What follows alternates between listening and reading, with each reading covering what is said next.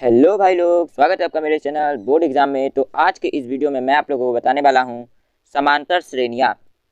समांतर श्रेणियां श्रेणियां श्रेणियां इसको लिखा जाता है, ये ढी मत समझ लीजिएगा, इसको श्रेणियां कहते हैं। समांतर श्रेणियां, तो समांतर श्रेणियां मैं आप लोगों को बताने वाला हूं, जिसको इंग्लिश में कहते हैं एपी। इसको शॉर्ट में इंग्लिश में कहते हैं एपी। आपको बोर्ड में ये बहुत ही इंपॉर्टेंट है। ये बोर्ड में बार बार पूछा जाता है मैथ में। तो मैं आपको बता देता हूँ सबसे पहले कुछ कॉमन सा चीज़, जिसको आप लोग समझ जाइएगा कि समांतर श्रेणियां होता क्या है एकदम जीरो लेवल से। जैसे कि क्या करेगा कि बोर्ड में आपको इस टाइप का अंक दे देगा 17, उसके बाद 13, फिर 19, कुछ भी अंक दे सकता है, डॉट डॉट डॉट, और लास्ट में 205 या कुछ इस टाइप का कुछ दे देगा, या ये भी नहीं देगा, ये सिर्फ डॉट डॉट डॉट दे देगा।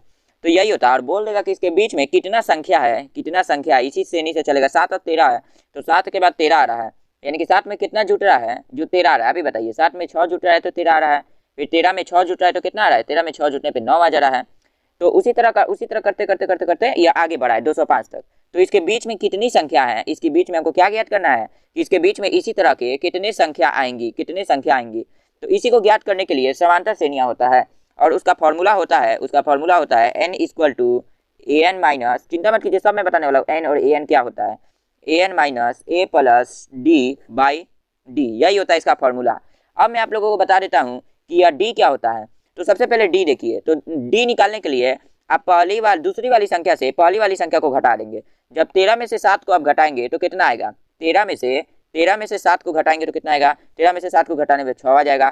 तो यही हो गया इसका क्या, यही हो गया इसका डी। इसी को कहते हैं डी। डी का मतलब होता है समांतर श्रेणियां, और उसी तरह बाकी भी हैं, वो भी मैं बता देता हूँ कि बाकी कैसे बनेगा।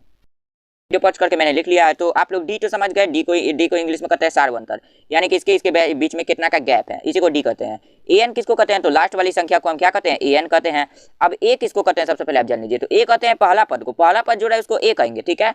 और उसके बाद एन किसको कहते हैं, तो जितना भी पद रहे टोटल, जितना भी, जैसे कि 1 2 3 4, इसके बीच में कितनी संख्या है, यानी कि उसी को कहेंगे एन। यानी कि इस संख्या में बोल रहा है एन ज्ञात करने के लिए, इसके बीच में कितना पद है, तो पद को कहेंगे एन।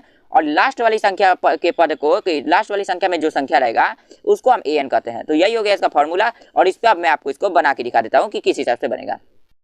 क्या है, तो सबसे पहले क्या बोला था, सबसे पहले बोला था ए एन, तो ए एन 205 है, 205 लिख दिया, माइनस, उसके बाद क्या बोला, उसके बाद ए, यानी कि पहला पद, तो पहला पद 7 है तो 7 लिख दिया, प्लस उसके बाद डी कितना है, यानी कि इसके बीच का सार्वंतर, तो सार्वंतर डी 6 है तो यहाँ पे 6 लिख दिया, बटा में भी डी है इसलिए फिर से 6 लिख दिया। इसको जब सिंप्लीफाई करिएगा तो ये इतना आएगा, और इतना को जब करिएगा तो 204, और 204 को जब 6 से भागा दीजिएगा तो 34 बार में। यानी कि यह जो संख्या है, इस संख्या में टोटल कितने पद हैं, यानी कि n की संख्या, n को क्या कहते हैं, तो n को ही पद कहते हैं। यानी कि इस संख्या में टोटल इसी हिसाब से चलेगा तो कितने पद आएंगे, तो 34 गो पद आएगा। और यही हो गया इसका आंसर। तो इसी हिसाब से बनता है सार्वंतर, यही है एपी। और इसी हिसाब से कभी n नहीं दिया रहेगा, कभी a नहीं दिया रहेगा, और इसी फॉर्मूला पे आप लोग बनाइएगा तो सब बन जाएगा। तो आपको ये वीडियो अच्छा लगा हो तो हमारे चैनल को सब्सक्राइब कर लीजिए और इस वीडियो को लाइक कर लीजिएगा। धन्यवाद, जय हिंद।